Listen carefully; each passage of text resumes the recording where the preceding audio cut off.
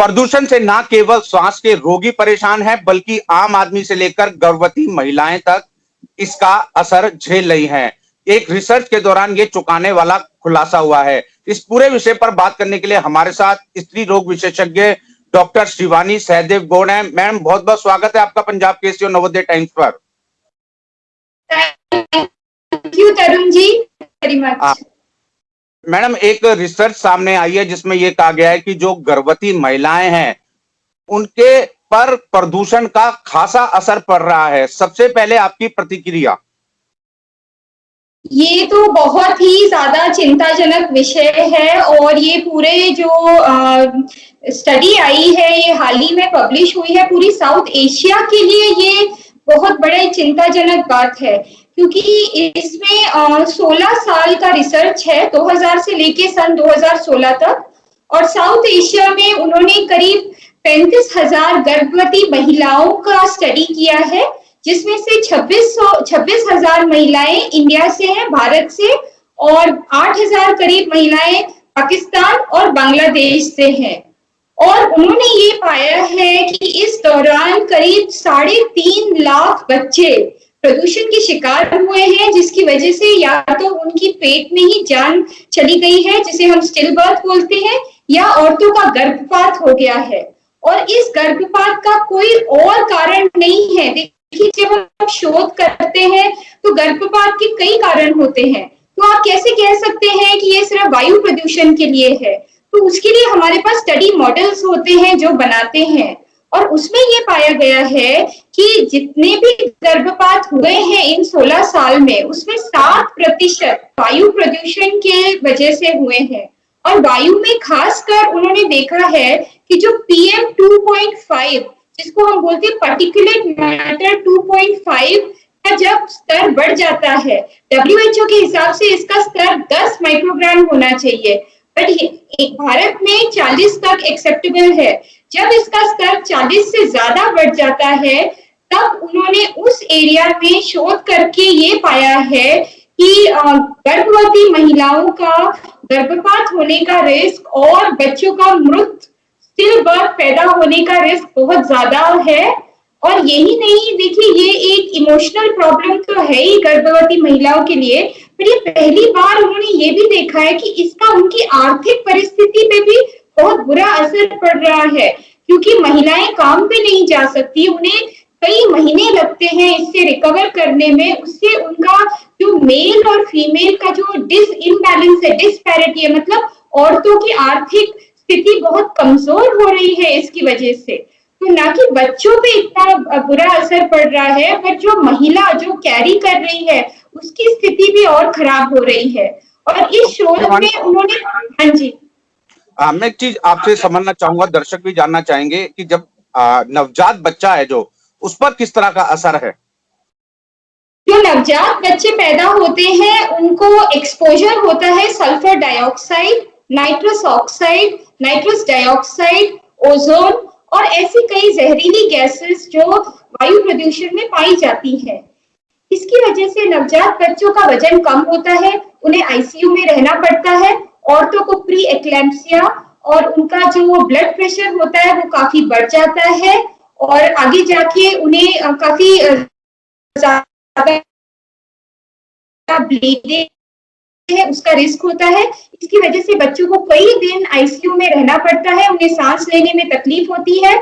और यही नहीं, जब ये बच्चे बड़े होते हैं तो उन्हें लाइफस्टाइल डिजीजेस जैसे डायबिटीज और हाई ब्लड प्रेशर का रिस्क काफी बढ़ जाता है। तो वायु प्रदूषण का असर बच्चे के साथ उसकी पूरी जिंदगी, मतलब 40-50 साल तक रहता है। हाँ, क्योंकि आप लगातार इस विषय पर रिसर्च भी करती हैं और काफी आपने सक्सेसफुल ऑपरेशन भी किए, तो ये जो पूरी की पूरी ये कहें, क्योंकि प्रदूषण ऐसी चीज है जिससे सब लोग परेशान हैं, ऐसे में जो गर्भवती महिलाएं हैं उन्हें किस तरह का ध्यान रखना चाहिए, किस तरह से कोई प्रिकॉशन ले और इससे कैसे बचा जाए? इससे हम ये एडवाइस करते हैं कि गर्भवती महिलाओं को ज्यादातर घर के अंदर रहना चाहिए, बाहर सिर्फ जरूरी काम के लिए जाना चाहिए। जब जाए तो कोशिश करें कि आप 2 तरह के मास्क पहने, कोशिश करें कि एक नॉर्मल मास्क और अगर हो सके तो एक N95 मास्क भी पहने। और समय की बात होती है, देखिए हर समय एयर पोल्यूशन का लेवल एक जैसा नहीं रहता। हमारे लोकल एरिया में आप चेक कर सकते हैं कि ये कौन सा समय है कि जिस समय प्रदूषण ज्यादा होता है, उस समय स्पेसिफिकली आप बाहर जाना अवॉइड कीजिए। आप अपने घर के अंदर बहुत अच्छी क्वालिटी के एयर प्यूरिफायर लगाइए, जिससे आपके घर के अंदर का जो वातावरण और हवा है उसकी क्वालिटी बहुत अच्छी हो। अगर घर में कोई स्मोक करता है, कोई सिगरेट का सेवन करता है, तो उससे मना कीजिए, उन्हें रिक्वेस्ट कीजिए, क्योंकि सेकेंड हैंड स्मोक जिसे हम बोलते हैं वो भी काफी बुरा होता है बच्चे के लिए। अगर आपके आसपास भी कोई स्मोकिंग करता है, वो मना कीजिए। अगर घर में कोई ऐसे पोल्यूटेंट्स है या आपका किसी का काम है पोल्यूटेंट्स के साथ, जैसे एस्बेस्टोस एक पोल्यूटेंट होता है जिसकी मात्रा पेंट और कुछ केमिकल्स में ज्यादा पाई जाती है, तो ऐसे पोल्यूटेंट्स के साथ आप कांटेक्ट बिल्कुल अवॉइड कीजिए। और इसी तरह आप मतलब हम महिलाओं को आजकल स्वास्थ्य पोषण की तो एडवाइस देते ही हैं कि आपको क्या मेडिसिन लेना चाहिए, क्या डाइट लेना चाहिए, बट आजकल उसके साथ हम वायु प्रदूषण से बचने की भी एडवाइस देना शुरू कर दिया है। लेकिन हर व्यक्ति सक्षम नहीं होता एयर प्यूरिफायर लगाने में, वो लोग कैसे बचे फिर? तो उन केस में तो मतलब जो सिंपल कोई अगर एयर प्यूरिफायर जो हाई क्वालिटी का नहीं बट जो सिंपल हो वो लगा सकते हैं। बहुत रीजनेबल रेट्स पे अवेलेबल है आजकल, बिल्कुल ऐसी कोई प्रॉब्लम नहीं है, कई रेंजेस मिलते हैं। बस वो अवेयरनेस होना चाहिए, आपको ये पता होना चाहिए कि आपको वो लगाना चाहिए। और दूसरा, जैसे मैंने बताया कि आप घर के बाहर जाएं तो उस समय जाएं कि जब एयर पोल्यूशन का लेवल कम हो, बाकी सब अवॉइड कीजिए। शिवानी जी, एक आखिरी सवाल, क्योंकि काफी व्यस्त समय में से आपने समय निकाला है, क्योंकि प्रदूषण हर साल बढ़ता है, कमोबेश यही स्थिति रहती है। इसमें जो रिसर्च आई है काफी चौंकाने वाला ये खुलासा हुआ है, और इसका सीधा सीधा नुकसान जो है गर्भवती महिलाओं को हो रहा है। महिलाओं पर इसका क्या कुछ नुकसान है, और आप लोगों को क्या कुछ हमारे माध्यम से कहना चाहेंगी, खासकर महिलाओं को जो भी आपका इंटरव्यू देखेंगी उस बारे में?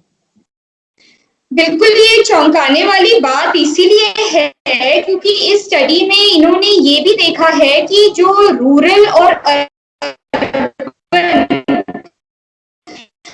मतलब है उसमें ज्यादा वायु प्रदूषण का असर गांव में पड़ रहा है शहरों की तुलना में। और वो शायद इसलिए है क्योंकि गांव में अगर उन्हें कोई प्रॉब्लम होती है गर्भवती महिला को, तो इतना अच्छा कोई मेडिकल सेंटर नहीं है कि जहां वो तुरंत जाए और उन्हें इमीडिएट इलाज या कोई उपचार ऐसा शुरू हो कि उनके गर्भ को बचाया जा सके।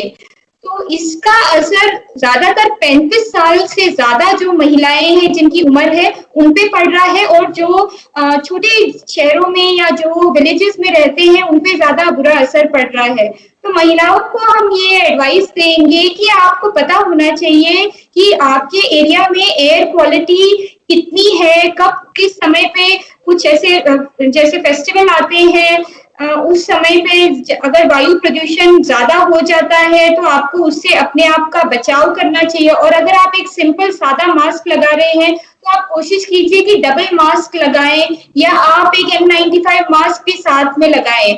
और हमेशा आप अपने आसपास ध्यान रखिए कि कोई स्मोक नहीं कर रहा है, उन्हें स्मोकिंग से आपको सेकेंड हैंड स्मोक इनहेलेशन नहीं हो। और अपने डॉक्टर से लगातार आप सलाह करते रहिए। बहुत बहुत शुक्रिया डॉक्टर शिवानी जी, पंजाब केसरी और नवोदय टाइम से बातचीत करने के लिए। कहीं ना कहीं जरूरत है इस रिसर्च के बाद की इसको जो ये विषय है इसको लेकर जो है जागरूक किया जाए, और कहीं ना कहीं जरूरत है कि आप जैसे जो लोग हैं और आप जैसी जो संस्थाएं हैं, हॉस्पिटल हैं, वो भी इस मामले में खासकर गर्भवती महिलाओं को जागरूक करें। बहुत बहुत धन्यवाद शिवानी जी।